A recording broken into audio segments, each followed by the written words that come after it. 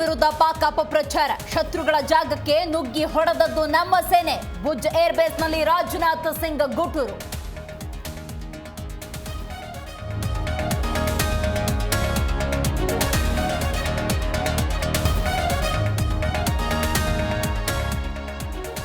ನಾಲ್ಕು ಫ್ಲೈಟ್ ಮೇಲೆ ಕಳುಹಿಸಿದ್ರು.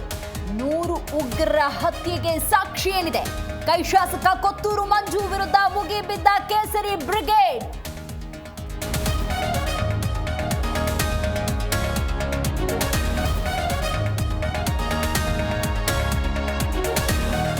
ಗ್ರೇಟರ್ ಬೆಂಗಳೂರಿಗೆ ಶೀಘ್ರ ಚುನಾವಣೆ. ಜಿಬಿಎಗೆ ಹೊಸ ಸೇರ್ಪಡೆ ಇಲ್ಲ ಎಂದ ಡಿಕೆಶಿ. 2 ವರ್ಷದ ಸಾಧನಾ ಸಮಾವೇಶಕ್ಕೆ ಸರ್ಕಾರದ ಸಿದ್ಧತೆ. ಬೆಂಗಳೂರಿನಲ್ಲಿ ಸಿಸಿಬಿ ಪೊಲೀಸರ ಕಾರ್ಯಾಚರಣೆ. ಇಂಟರ್ ನ್ಯಾಷನಲ್ ಡ್ರಗ್ ಡೀಲರ್ ಬಂಧನ. 4 ಕೋಟಿ ಮೌಲ್ಯದ 2.5 ಕೆಜಿ ಎಂಡಿಎಂಎ ವಶ.